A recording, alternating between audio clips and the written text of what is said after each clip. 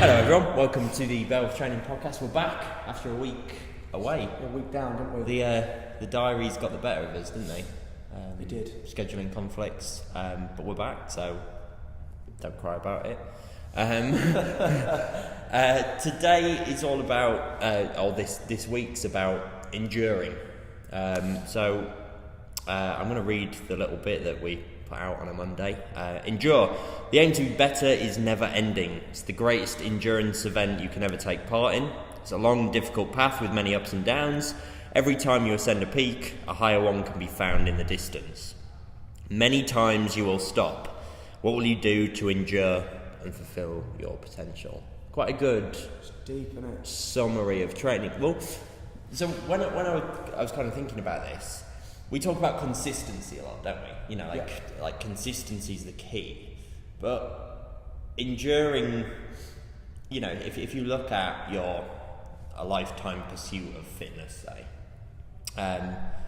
you can be consistent to a point, but you by looking at that long phase, you know, that lifetime goal, should I say, it's about just staying in the game, really, a little bit. And yeah, they're kind of keeping your similar. foot in the door. They're similar, but I think that long-term phase, you're going to have moments of inconsistency.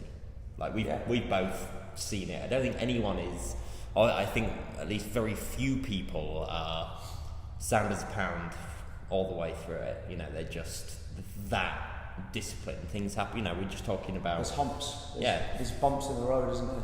We're just talking about that. We missed the podcast last week. You know, we're inconsistent, but the long game we plan to endure and kind of see it through. So yeah, what would you say? Like consistency, endurance. Do you kind of see patterns with clients? Do you see clients that are inconsistent but they kind of mud it out, or they're super consistent but perhaps they don't? I've got a lot of people that worked on one-on-one for quite a while, and to say that, you know, that they've been on this linear progression, this upward trend of progression, and kind of always smashing it, always coming in on time, and always getting the sessions in. That's not been the case over a matter of 5-7 years for some of them. But they're still training 5 to 7 years later. They're still making progress, but it's not been consistent all the way through. They've had like not a spell of consistency, a spell of coming in and getting their sessions in, and everything's gone hunky-dory, and then something in their life will take over, priorities at work, they might move house, they get married, they have kids, whatever it is, but they've managed to keep their foot in the door, i.e. attending a session, or maybe they might miss or drop down to one session a week rather than two, but they've continued training as a part of their life. It's just gone lower down their priorities, but they've still kept it there. And then when it's become that they've got more time, or training or fitness becomes more of a priority, and they've kind of gone back onto that road again, and they've gone back onto that linear path of progression. So, and I guess it's also making sure that you don't fall too far backwards. Which can happen. You've seen it happen. I've had it happen myself, where I've got ill or whatever. Something's got in the way, and you've kind of regressed. Instead of getting better, you've actually gone backwards, and rather than kind of standing still and not actively chasing that progress, you let things drift back as well. I guess, you know, like you say, progress is rarely a linear straight line. It's a trend line of ups and downs. And progress isn't always the outcomes either. Making progress is also overcoming obstacles along the way. Does that make sense? Like, you know, so many people could have quite easily just stopped training or quit training and not seen the longer term goal of how that's important to their life as soon as one thing in their life has kind of taken over or taken a priority, but they haven't. You know, it's I think you highlight an interesting thing. What makes it different from what makes endurance different from consistency is like not quitting. You might put things on hold, you can put a pin in it momentarily. I think that's the key thing. Yeah. You know, and that can be expressed across this lifetime journey that we're talking of, and then an exercise within a session. And it's, you know, that long time thing. I had quite an interesting thing with my client John on Monday. He was looking at the pegboard and going, oh, it'd be cool to be able to ascend the pegboard. A lot of people have said that, you know, looking at the pegboard. And I was like, And he's like, but then what do you do after that? I was like, you do it twice. You know, like that. I was like, you would do it. I was like, you being the type of person that you are, you would do that, and then you'd look for the next thing. It was like, you never complete it. You never do you think that fitness is getting diluted, or training, whatever title you want to put it under? Do you think it's getting diluted to the point where everyone thinks of it so much as a quick result or a quick fix, or I go to the gym for the month of January and therefore I should have a six-pack body by February? Do you reckon it's just society is becoming less and less likely that people are in it for the long game, they're in it for the long road? You know, I want to get a pegboard, I want to climb the pegboard, but currently I can't even hold my body weight in a chin over bar hold. You've got a pretty long way in terms of that journey. We're not saying that that's impossible, but you're going to have to endure a lot. Potentially a lot of disappointment potentially along the way, in terms of the fact that you wouldn't want results to come quicker. Yeah. You know, there's going to be some peaks in there where you kind of get little breakthroughs where you might get, you know, you might be able to move the peg one hole on the pegboard. Like that is a mini victory. But you know, I had a conversation with someone the other day when we were talking about calisthenics, and they were talking about, you know, I'd love to be able to do a bar muscle up strict, like a clean bar muscle up, and you're like, cool. But as soon as you get into the conversation in terms of what it takes and the amount of time, hours of work, the amount of kind of failures that you've got up to the point where you can do a clean muscle up, straight away you've lost them. Oh, you know, I want a muscle up, but I don't want it that bad. Not that bad that I actually got to work for it. I just like the idea of being able to do it. Yeah. So more and more people are less likely going to endure. Yeah, maybe that it's process. I don't know. I just wanted to get your opinion on that. I don't know. I think, and John's a good example is that the guy that was talking about climbing the pegboard. He's very grounded. He's very aware of this is going to be a process. That's not his direct goal. You know, it's something that he's kind of gone, oh, that's cool. You know, so perhaps he's a bad example in that respect because he is very aware of it.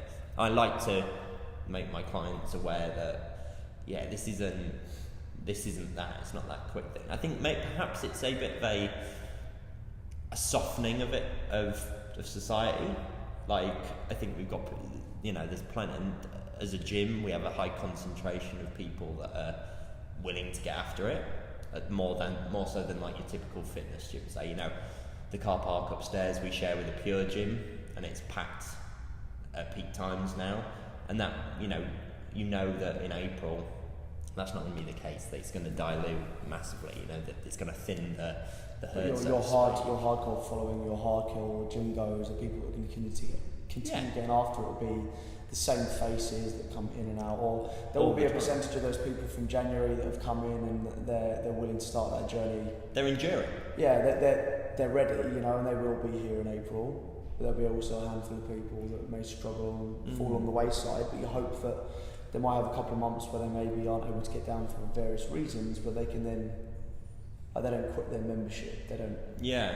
That's the biggest thing you see. I think it's your tolerance to perceived value of one's fitness, isn't it, as well? Yeah. And I think it's people's tolerance to kind of suffer a little bit. You know, like all these elements of fitness, like and if you look at training or as the basic, or growth in any way as the basic principle of kind of sustaining a uncomfortable period that then hardens you and makes you better for the next thing. And that could be you're practicing maths songs to get better at maths. Do you know what I mean? Spoken like a true mathematician. Maths songs. Maths. And do that with your brain and your intellect or whatever. But training, you know, it's that like developing calluses on your hands so that when you grip the bar it doesn't hurt as much and things like that. You know, you people say to me all the time when they go for a back squat, God, it feels uncomfortable. It's like, yeah, it does, but it genuinely won't after a bit. Like you won't. Or a front squat. You won't even. It feels like it's across my neck. It's like, well, yeah, like if you're quite stiff in the shoulders, it's going to feel like it's in a really alien position. But what happens over time? Get more weight in the bus. It's like rack a little bit easier. Yeah. You've endured the suck. You've embraced the suck to start with. Yeah. But we say in our group classes, particularly our fundamentals. you need to go through the uncomfortable phase in order to really kind of see the result on the other side. And you won't... I'm not going to give you an empty barbell of 15 or 20 kilos unless you can front squat a 7.5 kilo drill bar or PVC pipe with legit form. So you go through that rite of passage the same as every other single person who trains here does. And it builds, and it's not a big thing when you get there. You don't even realise a lot of the time. One day you pick it up and it doesn't hurt you, it doesn't even cross your mind. No. It's just, it's like boxers probably aren't like, ow, hit me in the face, ow, hit me in the face. First time it happens and you get hit in the nose and your eyes go blurry and everything, you go, Jesus. But they're probably not bothered, or going, my fists hurt after you learn from after a while to... Attrition. Yeah, do you know what I mean? It's like, we get punched in the face a lot, it probably hurts a little less than it would you or I. Yeah. So it's building that kind of that tolerance for it, and being able to stick it out. I think it's a trainable skill. It could be something as simple as unracking a barbell in a front rack position and just holding it and going, this is uncomfortable. I'm going to spend time in this uncomfortable position until it is comfortable. It will get there. There's people that can front squat ridiculous weights and they're not going, oh my god, my collarbone hurts. Do you know what I mean? It's done. You can literally see evidence of people that once upon a time picked that weight up and went, oh bloody hell, that hurts, that's weird. It's there, so it's a trainable skill. So I think if we can kind of close this podcast with a bit of useful information, that would be mine, is kind of put yourself in uncomfortable positions. Like, you don't have to be a sadist. You don't have to be like, right, cool, I want to camp outside in a tent in the freezing cold and get really intense, do SAS Who Dares Wins on my own, particularly. But like, I'm going to climb up the Andes. But it's that little, it's that little... holiday this year. Oh, where you going? What beach are you going to? And I'm going to go and climb Mount Everest. I'm going to Syria. I'm going to Syria and I'm going to master hand-to-hand combat just out on the streets. Like, no, let's not do that. Yeah, that's a big extreme. But you put yourself in uncomfortable. Put yourself in, and be it that with thing a of purpose, or with a purpose or a viewpoint to improve yourself. Try squeeze out that extra press up. The more you do it, the more you... Well, there's always that one more... There's always that kind of comment all the time you hear, you've always got one more rep. Yeah. You do your last one, which you perceive as your final rep, at least try and do the next one. Yeah. Just try. I think my piece of advice would be, just show up or just try. So, everyone has times where they don't particularly fancy going to the gym, they don't particularly fancy going to the track, or they don't fancy going to whatever type of training they're doing. To work or... Yeah. Just do it anyway. I think we said it in the last podcast, you don't want to do it, but just train, get the session done, and whatever happens in the session, but it's another notch on the belt, it's another tick in the box. And then what will happen is, once you get back into that routine of training and enjoying it and just turning up, your sessions will end up just naturally becoming more and more productive. You never regret it, do you? I'm like... Sometimes, like recently, I've been doing, when you program workouts, I don't particularly like doing workouts that you've kind of not trained or experienced yourself, like particularly in terms of time domains or loadings or whatever it is. And I've realised recently I'm a bastard when it comes to programming. Like, I've done some of my workouts and I've been like, oh my god, I regretted that workout so bad. Yeah. Not regret. Actually, to be fair, I've never regretted it. I suppose it's in hindsight, I wish I'd maybe made it a little bit easier. Yeah. But you put yourself through the grind of it, then you've got that sense of achievement that you've accomplished something that when you're in the first minute of it, you thought, oh my god, I want to stop already. And just 30 minutes later, you've grinded it out and you got through it. And it might have been slow. One rep at a time. But it is amazing, really. I was having this conversation with one of my clients, one of my buddies, Chris Sadler. We were saying earlier, like, after we did a Metcon this morning, like, our conversation was all about, how did you tolerate or how did you endure that workout? It was like, I won't bore people in terms of what the programming was, but a brief overview. You had 3 10-minute windows that had like a cardio element at the start, like a buy-in. So the first one was like a 100-calorie bike, the second one was a 2k row, and the third 10-minute window was like a 2k ski. You had to get through that work within 10 minutes, and then you had like an AMRAP at the end of 2 movements. So the goal is hit the first bit of cardio work as hard as you could. Right. And then whatever you had left in the tank, just move for reps at the end. And we're just talking all about, you know, what was our strategies of how to be able to get through the 100-calorie bike. You know, 100 is a big number, particularly on the death bike. If you've been on an assault bike, you'll know what that feels like. He's like, you know, he was like saying, oh, I was just looking at the screen, my RPM, trying to stay consistent with my number. And I was like saying, well, I was closing my eyes, counting the 20 count, and then checking every 20 to see whether I was still on the same RPM. Right. You know, so that was just, it was an event of enduring the fact that it just fucking sucked. But you knew in your heart of hearts that, well, I can hit this pace, I can hold this pace because I've done it before. Yeah. See, that I don't want to do it, but I'm doing it anyway, and I'm here with Buddy, and we're just going to endure it together. He ain't going to let me down, I'm not going to let him down. Like, it was an awesome session. It's different depending. So I'm very much a 5s. I break things down to 5s, or like if I know I've got to. So I've got to do 100, I did 100 air squats with a vest on the other day. I'm like 5 at a time. So I'll do 1, 2, 3, 4, 5. Would you stop after 5? No, I don't stop, I keep going, but the counting is 1, 2, 3, 4, 5. Stick a finger up. 1, 2, 3, 4, 5. I'm at 10. 1, 2, 3, 4, 5, I'm at 15. Why are you doing 10s? That just makes more sense. If you're doing 100, I've just done it. 10 fingers. Yeah, I've just, I don't even think about it. It's not an active thing that I'm consciously, I just find myself doing that. I find it easier to just break down and I'll if I had a set of 9, I'd be like, alright, 3 3s. We'll do 3 3s, and then from there on it's progress. Time. Yeah, so I find that there's loads of different ways. Yeah. The biggest thing that you learn from the staff training we did on kettlebell training with Beth and Pav recently is like breathing. You know, breathing at the top and at the bottom of a rep, particularly for kind of like a Metcon or something that's a little bit more cardio based, and it's a lighter load. Like holding, like who knew that holding your breath would absolutely kill your workout? Yeah. Do you know what I mean? Like the absence of oxygen would absolutely ruin you and make it a horrible experience. But you know, we've always been taught traditionally it's like 1 breath a rep, and you always breathe on exertion. Whereas now it's completely transformed the way that I'll pace anything, and I'll do it based on my breathing, and everything will always be about relaxing rather than.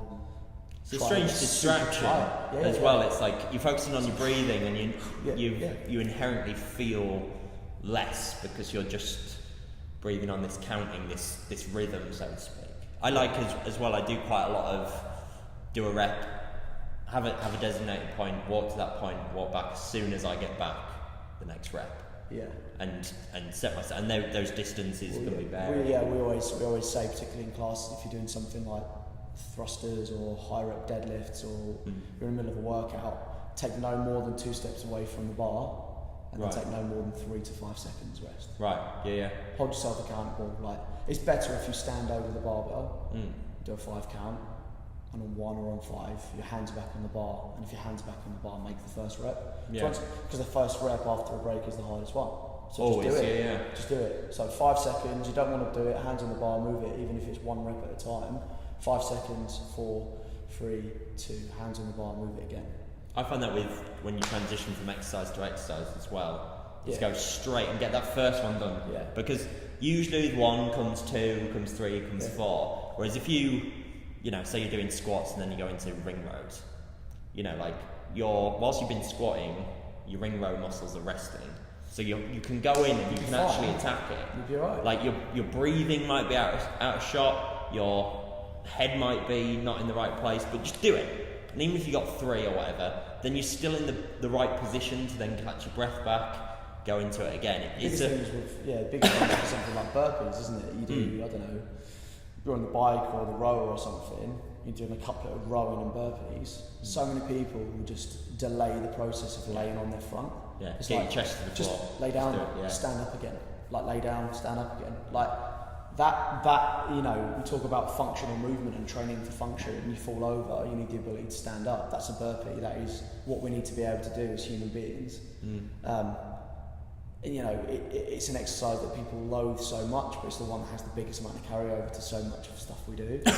And it's the one that is in effect for most people the worst exercise that they have to endure in a session. I hate them. I've got burpees. But I've learned to love them for that reason, is the fact that, you know, it is a real fucking test, and if you can master that test and you can overcome the fact that they suck so much, you end up not loathing them so much. Whereas if you kind of fear them, you're like, oh, I don't want to do that workout, it's got burpees in it. Well, just do it anyway. Just do it, yeah. Get involved, and once you're involved, you're in it. Like, you know, you're tagged, you're in, you've got no choice, crack on and get it done. I think it might be unique, but or certain people do it. But like, if I write it down in my book, I'm doing it. You know, like, it's just, if I've got a twinge or something, I feel like it's not gonna work for that session, I'll review that before I start the session and write down what I'm gonna do instead, and have a contingency. You know, if this flares up, if this isn't going to plan, I'll switch to this. Yeah, there's been a handful of times. Write it down. Been a handful of times, probably in my training career, that I've quit a workout. But yeah, once it's written down, generally on the whiteboard, or on the screen, or in your notepad, then you know. You just know it, yeah. You can't change it. And once you start that clock, or you've started your first set, and you've got your timer on your recovery, you're in it.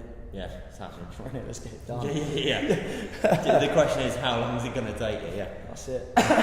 So, with that, you've enjoyed listening to us for 21 minutes and 42 seconds. Congratulations. Well done. Make sure we're here next week. Yeah, absolutely. We will be. So, we will see you then. For those on video. Ciao, ciao. I kind of forgot we were filming this. That's not bad, then, you know. Yeah, it's the whole purpose of the video is so you guys can see our beautiful faces. I'm beardless this week. Trimmed. You got a beard, it's just not a very good one.